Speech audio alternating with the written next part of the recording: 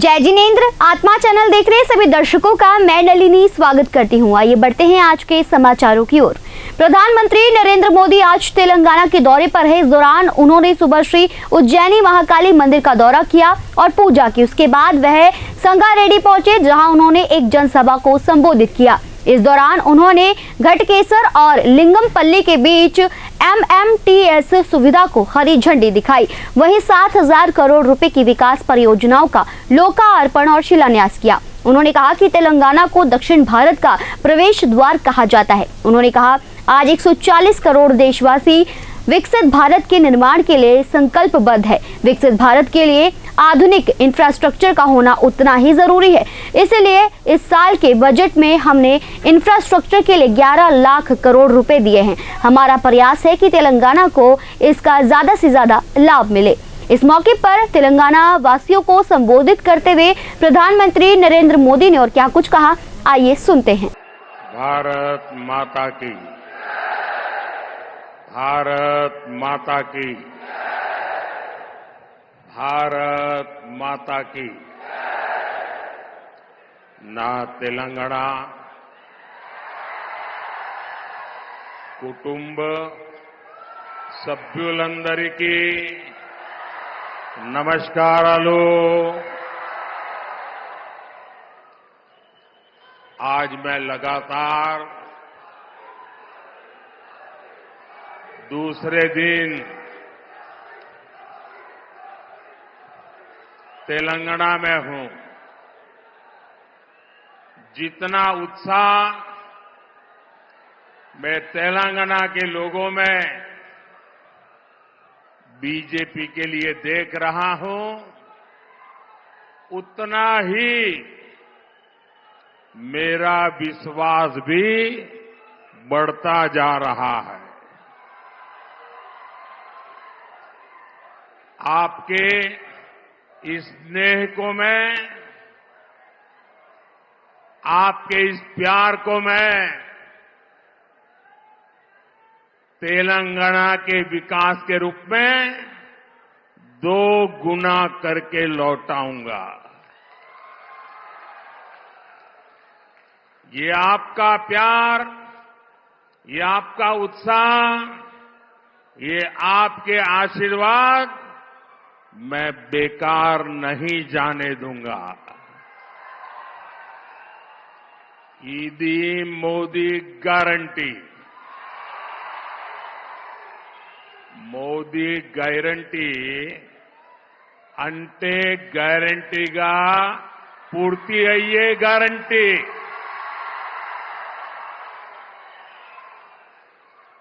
और साथियों, आप भी जानते हैं कि मोदी जो कहता है वो करके दिखाता है। मैंने आपसे कहा था कि हम सब मिलकर भारत को पूरे विश्व में एक नई ऊंचाई पर ले जाएंगे। आज आप देख रहे हैं कि कैसे भारत पूरे विश्व में आशा की किरण बनकर नई ऊंचाई छू रहा है। और मैंने देखा है कि विदेशों में हमारा जो डायस्पोरा है ना, इसमें हमारे तेलुगु भाषी बहुत बड़ी मात्रा में है। और ये हमारे तेलुगु भाषी आज दुनिया में जब वो कहते हैं ना मैं हिंदुस्तान का हूं, उसका भी डंका जम जाता है। होता है कि नहीं होता है? आपको गर्व होता है कि नहीं होता है? आपका माथा ऊंचा होता है कि नहीं होता है? साथियों, हमने जम्मू कश्मीर से आर्टिकल 370 के अंत की बात कही थी आर्टिकल 370 हटाने की बात कही थी। ये वादा बीजेपी ने पूरा किया कि नहीं किया? करके दिखाया कि नहीं दिखाया? और ये काम इतना बड़ा हुआ है कि आजकल आर्टिकल 370 फिल्में बन रही हैं और बहुत पॉपुलर हो रही है। पहली बार देश में इतिहास की इन विषयों में इस फिल्म के माध्यम से लोगों में रुचि दिखाई दे रही है, इंटरेस्ट दिखाई दे रहा है। साथियों, हमने कहा था कि हम सब मिलकर अयोध्या के भव्य मंदिर में भगवान राम का स्वागत करेंगे। आत्मा ब्यूरो की रिपोर्ट। पंजाब सरकार का तीसरा बजट पेश करने के बाद राज्य के वित्त मंत्री हरपाल सिंह चीमा मीडिया से रूबरू हुए। उन्होंने कहा कि आज के बजट में किसी तरह का कोई नया टैक्स नहीं लगाया है।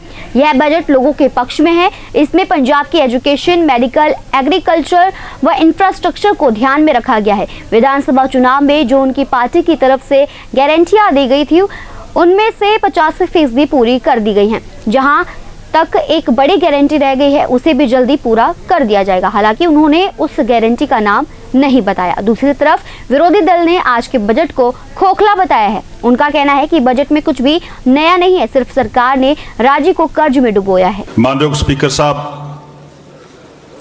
सब तो पहला तुहाडा बहुत बहुत धन्यवाद, सारे मैंबर साहिबान का धन्यवाद। और मैंने पूर्ण आस आ कि सारे इस 16वीं विधानसभा के मैंबर साहिबान इस बजट दे विच नूं अच्छे तरीके दे नाल, पेशेंस दे नाल सुनणगे भी और सार्थक डिबेट दे विच भी हिस्सा लैणगे। और मैं भी तुहाडे नाल वादा कर दांगा कि जिन्ने भी सार्थक पॉजिटिव सुझाव आउणगे उन्हां सारियां दा बिल्कुल सही विधिवत ढंग दे नाल मैं इस मंच तो जवाब भी देवांगा। मानयोग स्पीकर साहब, मैं इस अजीम सदन के सन्मुख बहुत ही मान और जिम्मेवारी नाल पिछले 2 सालों के सफर बारे गल करांगा। सरदार भगवंत सिंह मान जी की सहयोग अगवाई हेठ आप सरकार के कार्यकाल के 3जे साल का बजट पेश करांगा। तरक्की लई वचनबद्धता और लोक हितां की सेवा प्रति समर्पण भावना साडे समूहिक यत्नां दे सिद्धांत रहे हैं। स्पीकर साहब, असीं अहम मुद्दों नूं हल करन, हरेक नागरिक दीआं इच्छावां नूं पूरीआं करन दे सफर के 3जे साल की शुरुआत कर रहे हैं। इत्थे मैं आप सरकार के दृष्टिकोण नूं दर्शाउंदे होए जनाब बसीर बदर दे शब्दां दा हवाला देना चाहांगा। जिस दिन से चला हूं मेरी मंजिल पे नजर है, आंखों ने कभी मील का पत्थर नहीं देखा।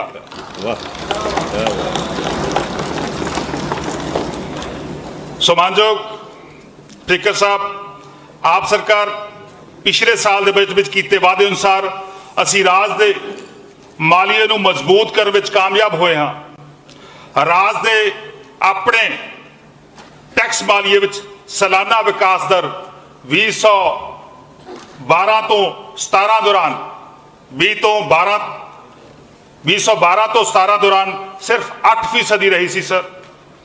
17 तो 22 दौरान यह दर होर भी घट गई 6% रही सी सर।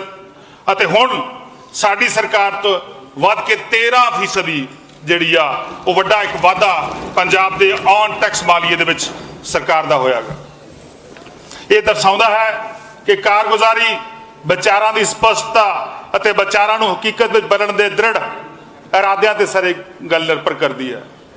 साडी सरकार वल्लों कीते गए रंगला पंजाब दे वादे अनुसार मुख्य खेत्रां जिवें कि सुझा साजन शासन, गुड गवर्नेंस, सिक्ख्या ते सेहत ते ध्यान केंद्रित कर रही है। आप सरकार ने प्रशासनिक प्रक्रियावां नूं सुचारू बनाउणा, पारदर्शिता बढ़ाउणा, भ्रिष्टाचार नूं ठੱਲ पाउण लई कई कदम चुके हैं। सरकार तुहाडे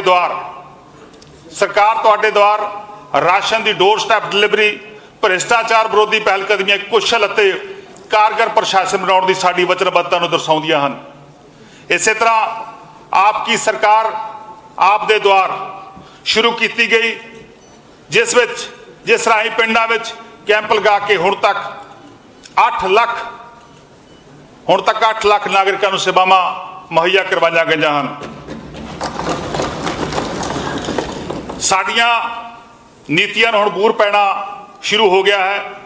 ਸਕੂਲ ਆਫ ਐਮੀਨੈਂਸ ਹੁਣ ਇੱਕ ਹਕੀਕਤ ਬਣ ਚੁੱਕੇ ਹਨ। ਹਰੇਕ ਤੱਕ ਮਿਆਰੀ ਸਿੱਖਿਆ ਦੀ ਪਹੁੰਚ ਨੂੰ ਯਕੀਨੀ ਬਣਾਉਣ ਦੇ ਸਾਡੇ ਸੰਕਲਪ ਅਤੇ ਪ੍ਰਤੀਬੱਧਤਾ ਨੂੰ ਦਰਸਾਉਂਦੇ ਹਨ।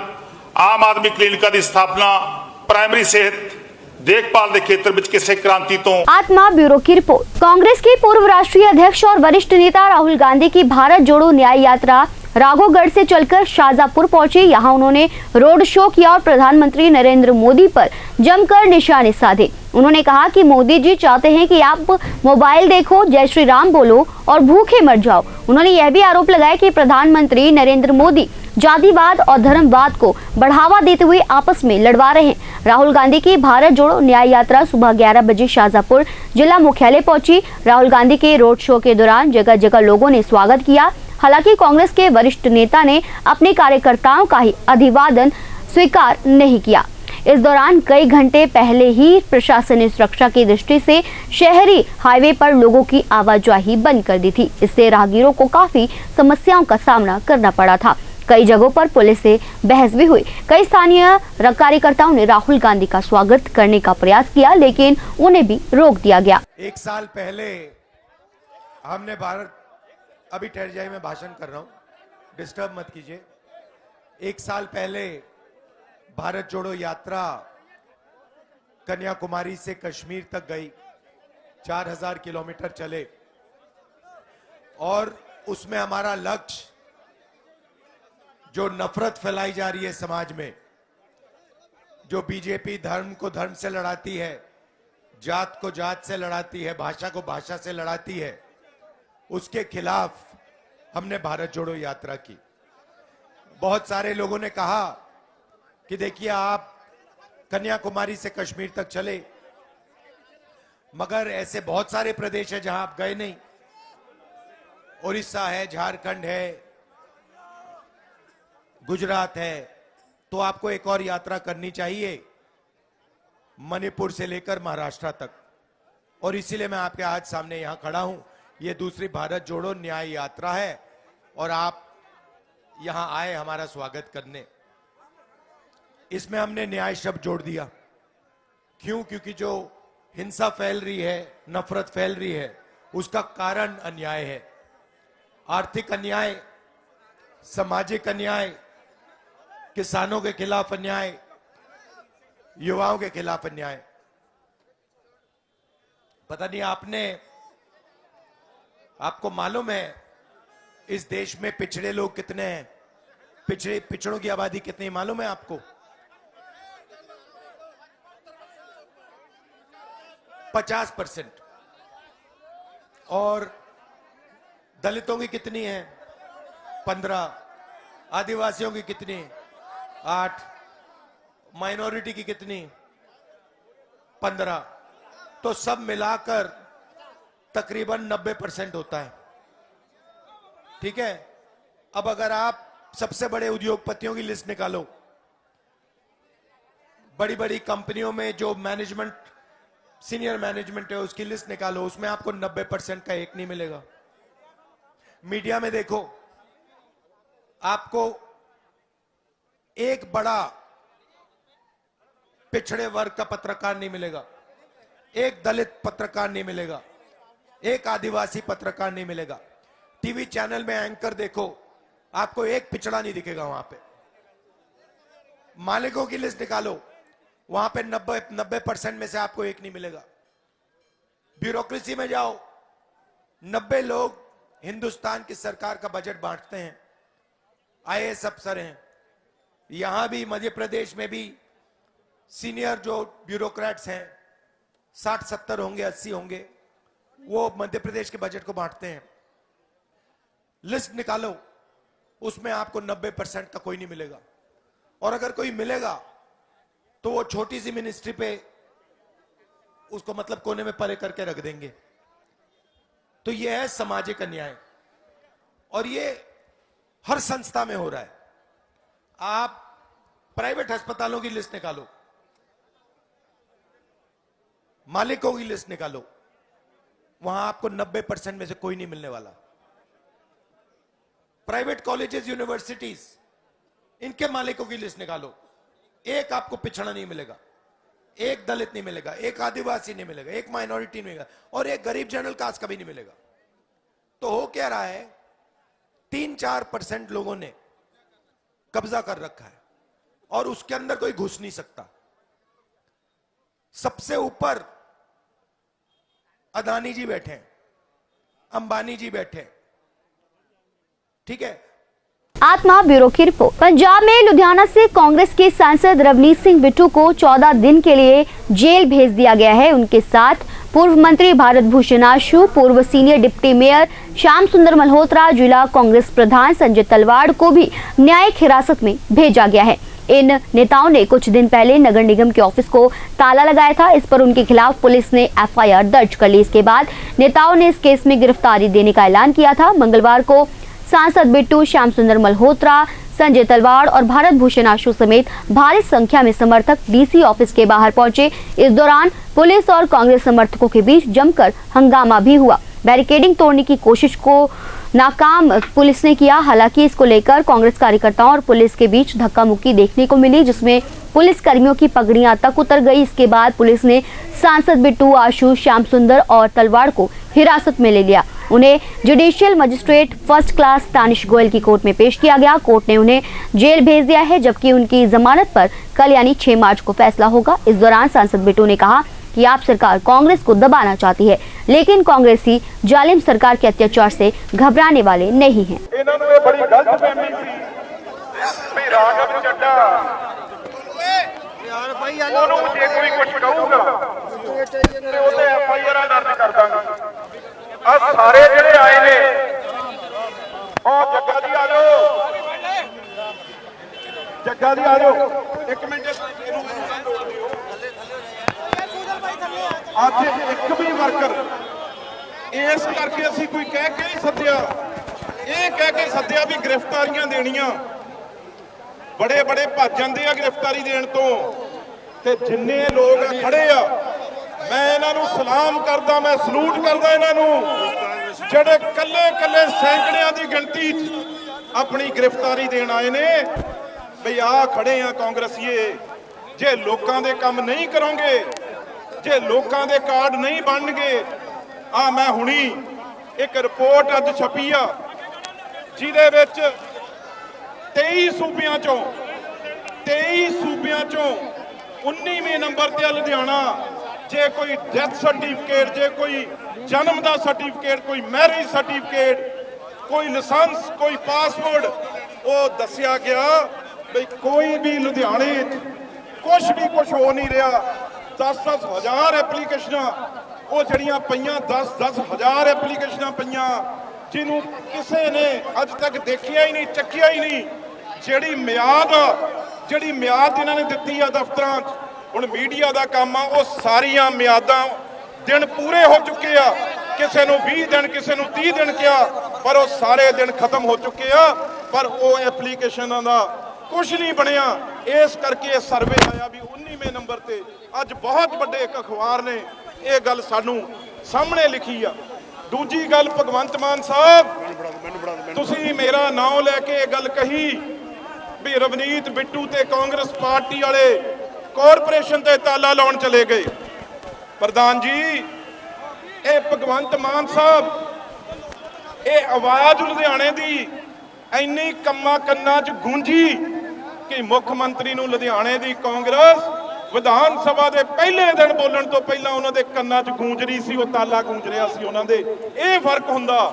ਉਹ ਤਾਲਾ ਜੇ ਸਾਡੇ ਤੇ ਪਰਚਾ ਕੀਤਾ ਤਾਂ ਫਿਰ ਸਪੀਕਰ ਸਾਹਿਬ ਤੁਹਾਨੂੰ ਤਾਲਾ ਵਿਧਾਨ ਸਭਾ ਲਾਉਣ ਲਈ ਕਿਹਾ ਏ, ਤੇ ਉਹਨਾਂ ਦੇ ਉੱਤੇ ਤਾਲਾ ਵੀ ਮੁੱਖ ਮੰਤਰੀ ਸਾਹਿਬ ਤੇ ਵੀ ਪਰਚਾ ਜਿਹੜਾ ਉਹ ਦਰਜ ਹੋਣਾ ਚਾਹੀਦਾ, ਜਿਨ੍ਹਾਂ ਨੇ ਆਪ ਵਿਧਾਨ ਸਭਾ ਨੂੰ ਤਾਲਾ ਲਾਉਣ ਦੀ ਗੱਲ ਕੀਤੀ ਆ। ਦੂਜੀ ਗੱਲ, मैं फिर कहना मीडिया सुन ले, दिल्ली तक जरा सुन ले, राघव चड्डा जरा पंजाब नूं लुट के लेके गया ते दिल्ली तो राघव चड्डे दे इशारे ते ये पंजाब चल रहा। ते कैप्टन एक मिनट, अरे ਸਾਨੂੰ ਸਾਰਿਆਂ ਨੂੰ गल सुन लो, सारी लीडरशिप सब नूं अज सवेर के तकरीबन 7:30 बजे दे इन्हां दी खाकी वर्दी ਜਿਹੜੇ कि ਜਦੋਂ भी सरकार डरदी आ खाकी नूं अगे करदी है, ਜਦੋਂ भी सरकार दीयां लत्तां कंबदियां ਉਹ खाकी वर्दी नूं अगे करदी आ। ते इस करके अज सवेर दे नज़रबंद कीते आ, किस तरीके नाल निकले आ सानू पता। आशू जी नूं हजे भी इस वेले तक जिहड़ा ਉਹ कोशिशां कीतां जा रही भी वो ना निकले। ममता आशू जी खड़े आ, संदीप संधू जी आए ने बहुत बड़ा जत्था लैके। संदीप संधू जी अगे आ जाओ, संदीप संधू जी, जग्गा जी, सारे काके गरेवाल होनी, साडा जगराओं सारा गिल हलका, वैद साहब साडा जगराओं हलका, सेंट्रल नॉर्थ साउथ आतमनगर ईस्ट दा प्रधान जी ने, साडे डावर साहब वैस्ट ते साडे महिला कांग्रेस यूथ कांग्रेस। भाई किसी ने पिछे नहीं हटना। जो विधान सभा च पता लग जाए भगवंत मान नूं, अज भगवंत मान दी सरकार दी उत्थे लत्तां कंबणियां चाहीदियां। लुधियाना से कैमरामैन विकास और नवल के साथ जसप्रीत कौर की रिपोर्ट। इस्कॉन जनपद लुधियाना द्वारा 17 मार्च को निकाली जा रही है श्री श्री गौर निताई शोभा यात्रा। बता दें, इस्कॉन जनपद लुधियाना द्वारा 17 मार्च दिन रविवार को श्री श्री गौर निताई शोभा यात्रा निकाली जा रही है, जिसके संदर्भ में जानकारी देते हुए योगेश गुप्ता ने बताया कि श्री श्री गौर निताई शोभा यात्रा 17 मार्च दोपहर 12 बजे से बाबा थान सिंह चौक से निकाली जाएगी, जो कि श्री वैष्णो माता मंदिर सेक्टर 32 में महाआरती के साथ संपन्न होगी।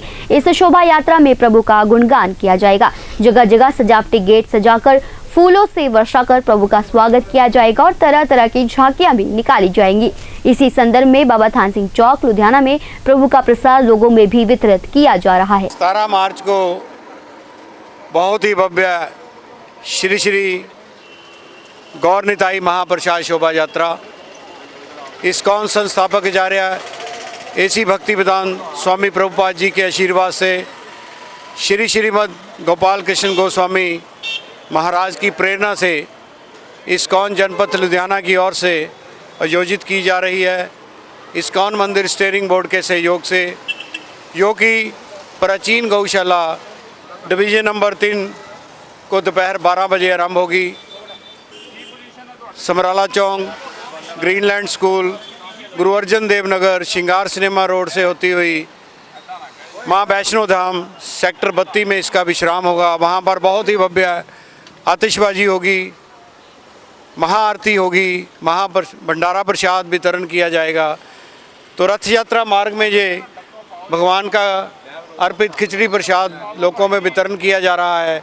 साथ ही साथ डोर टू डोर निमंत्रण दिया जा रहा है सभी इलाका निवासियों को कि आएँ, इस शोभा यात्रा में शामिल होकर इस शोभा यात्रा की शोभा बढ़ाएं और भगवान की कृपा प्राप्त करें, भगवान का रस्सा खींचें, भगवान को भोग लगाएं, भगवान की आरती करें। जो हमारे इस्कॉन जनपद के भक्त आए हुए हैं, कीर्तन कर रहे हैं और लोगों को निमंत्रण दे रहे हैं इस शोभा यात्रा के लिए।